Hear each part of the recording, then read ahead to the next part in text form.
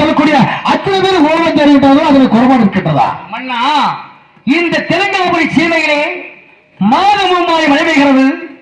மக்கள் அனைவரும் சீர் சிறப்பு கொண்டிருக்கிறார்கள்.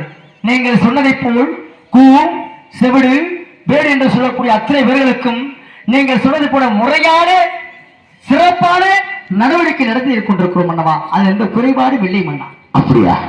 நம்ம நாட்டிலே மாசம் முன்மலையும் வருஷம் பண மழை பெய்ஞ்சு நாட்டு மக்கள் சீர்திருப்பம் இருக்கிறார்களா?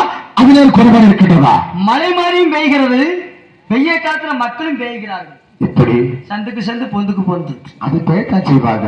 ஏன்னா இந்த மழை அதிகமா வந்துட்டு இருக்குது. ஆண்டவரோட படிப்பு அது மன்னா. மந்திரி, மாதமும் மழை பெய்கிறது, மக்களுக்கு குறி வைக்காமல் இயற்கை மழை பொழிகிறது மன்னவா. சிறப்பாக வாழ்கிறார்கள். இல்லை மன்னா. சரி, நம்ம தெலுங்காபுரி சீமையிலே விஷ்ணு ஆலயம், பிரம்ம ஆலயம், சிவன் ஆலயம் இப்படி சொல்லக்கூடிய அத்தனை இந்த கலை ஆலயத்திலாம் 6 கால பூஜைகள் நடத்தி கொண்டிருக்கின்றதா? அதோட குறைபாடு இருக்கின்றதா? மன்னா, தங்கள் கட்டளையின்படியில் பிரம்மாலயம், விஷ்ணு ஆலயம், சிவாலயம் என்று இருந்தாலும் காளியம்மன், மாரியம்மன், பகவதி அம்மன் சொல்லக்கூடிய முத்தாளர் சொல்லக்கூடிய அத்தனை ஆலயங்களும் யாருக்கு குறை வைக்காலும் தெய்வத்துக்கு எந்த குறை வைக்காமல் 6 கால பூஜை சிறப்பாக நடந்து வருவது மன்னவா.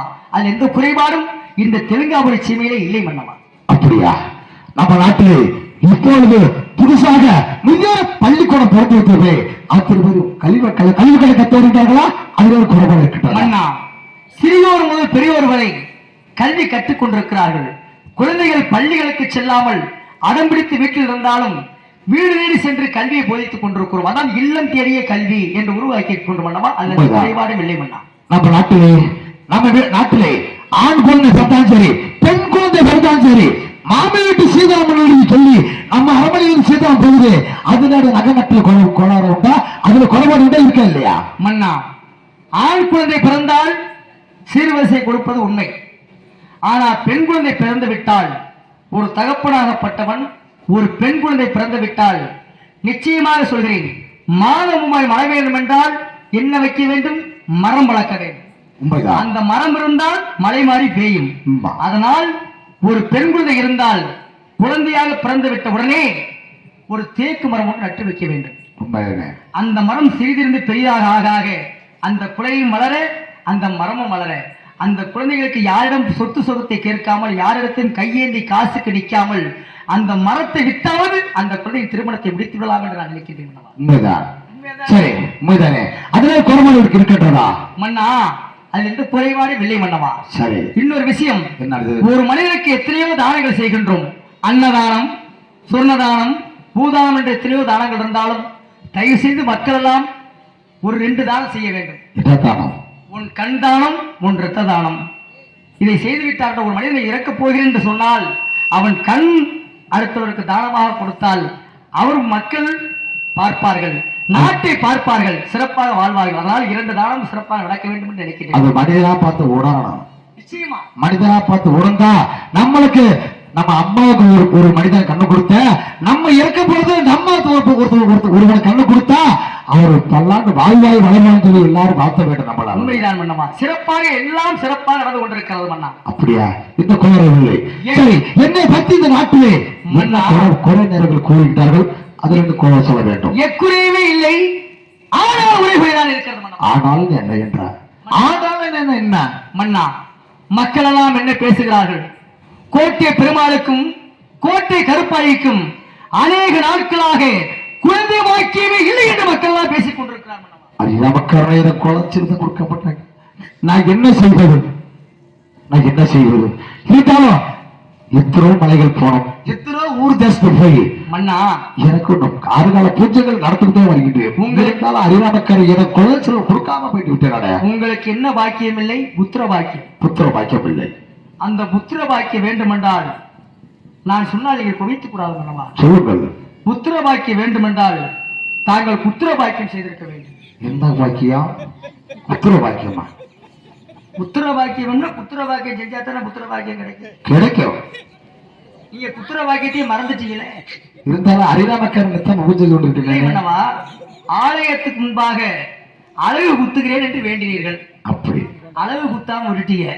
ஆமா, அது கடவாயில குத்துறேன் வேண்டினீர்கள். கடவாயில குத்துறது இப்படி சரி குத்திட்டா போகுது. எனக்கு குழந்தை செல்வம் குத்துட்டா அழகு குத்துறதுன்னா நீங்க முதல்ல குத்துங்க அப்புறம் பிறகு. அப்படியா? குத்துனாத்தான் பிறக்குமா? நிச்சயமா குத்துனா தான் பிறகு, அது எல்லாத்துக்கும் தெரிஞ்ச விஷயம் தான். சரி, அந்த குத்தை நான் சொல்ல வரல. அளவு குத்தி வேண்டுமே நிச்சயமா குழந்தை வாக்கியம் கிடைக்கும். ஆனால் வரும்பொழுது தாய்மார்கள் அங்கும் சென்று கொண்டிருந்தார்கள். உண்மையாக பார்த்தாயா? தாய்மார்கள் அதான் தாய்மார்கள் அங்கேயும் ஓடிக்கொண்டு விட்டார்கள். சீக்கிரம் சென்று அரண்மனை என்ன தாங்கள் மாத்திரம் நின்று கொண்டிருக்கிறீர்கள். கோட்டை கருப்பாய காணவில்லை என்று நினைத்தேன். ஆனால் தாயார் நிறைவான கர்ப்பிணியா இருக்கிறது தாங்கள் கூறுகிறீர்கள், அப்படித்தானே? உண்மைதான். இப்பொழுதே சென்று இப்ப நான் எங்க போகணும்? அதாவது ஈரோடு மருத்துவச்சி அம்மாவை அழைத்து வர வேண்டும். பாட்டிய அப்ப நான் நீங்க போனோம்னா பாட்டிட்டு நீ போகணும். கிளவிட்டு நீ போகணும். ஏன்னா அந்த பெண் அந்த கிழவிக்கு வயசு 90 வயசு. பரவாயில்ல, கண்ணும் தெரியாது காதும் கேட்காது. ஆமா, எங்க அம்மாவுக்கு பெருசா பார்த்தது அந்த அம்மா தான். கவலையே படாதீங்க. அந்த பாட்டி கண்ணு தெரியாலும் பரவாயில்ல, காது கேட்கலாம் பரவாயில்ல, பரப்பரன்னு கைய பிடிச்சா தரத்தரன்னு இழுத்துட்டு வர்ற. கை இருக்குல்ல, கை இருக்கு. அந்த கைராசிக்கார பாட்டி தானே? ஆமாமா. ஆகட்டும் அண்ணா, நானே கிளவித்தே வச்சிருக்கேன். கையே நானே கிளவித்தே வச்சிருக்கேன். கையெழுத்து வச்சிருக்கிற? எப்படின்னு கேளுங்க. எப்படி? வயசாயிருச்சுன்னா பெத்த தாய் கிளவி ஆயிருவாங்க. ஆமா. அவங்க என்ன பண்ணுவாங்க, நம்ம ஆளுங்க புருஷன் முண்டாடி சந்தோஷமா இருக்கணும் அப்படிங்கிறதுக்காக பெத்த தாயை வெளியே தெருவில் துரத்தி விட்டுறாங்க. சரி. துரத்தி விட்டுற தாயப்பட்டது வெளியே போய் பிச்சை எடுத்து கொண்டிருக்கிறார்கள். அந்த அவல நிலைக்கு வரக்கூடாது பண்ணவா. வீடு கட்டும்போது எப்படி கட்டுறாங்க? எப்படி கட்டுறாங்க? அன்னை இல்லம்னு கட்டுறாங்க. அன்னை இல்லம். பெத்த தாய் அங்க இருக்கிறாங்க? இல்ல, கிடையாது. இல்ல, புருஷன் முண்டாடி தான் சந்தோஷமா அங்க இருக்கிறாங்க. உண்மைதான். பெத்த தாய் ரோட்ல அலைந்து கொண்டிருக்கிறார்கள். உண்மைதான். அந்த தாய்க்கு சிறப்பாக முதியோர் இல்லம் ஒன்று அமைத்து அந்த தாயை சிறப்பாக பாதுகாக்க வேண்டும் என்று நினைக்கிறேன். ஆனால் இருந்தால் இப்பொழுது சென்று கிளவியிடம் பார்த்து வருகிறேன். சென்று வாருங்கள். பத்திட்டி கிளவி வேற வந்து கத்துவாளே. வயசான காலத்துல அவனுக்கு பல்லும் போச்சு சொல்லும் போச்சு, எப்படித்தான் மருத்துவம் பார்க்க போறது இல்லை. கோட்டை கருப்பாயம்மா வேற ஓல்டுகிட்டு கிடக்கிறாங்க. என்ன விஷயம்னு தெரியலையே. பாட்டி பாட்டி எங்க போச்சு அந்த கிளவியை வேற காணாமே. வயசான காலத்துல நான் ஒத்தாலும் என்ன பண்ணுவேன்?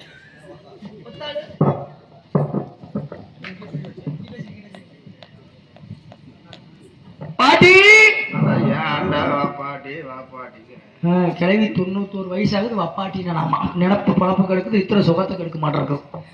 பாட்டி என்னடா விஷயம்? மகாராணி நிறமான கர்ப்பிணியா இருக்காங்க.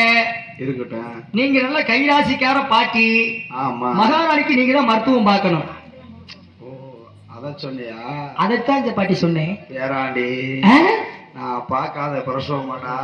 ஐயோ, என் ராசி எப்படியா ராசி தெரியுமா? யாராட்ட போய் பார்த்த பாட்டி? அந்த கால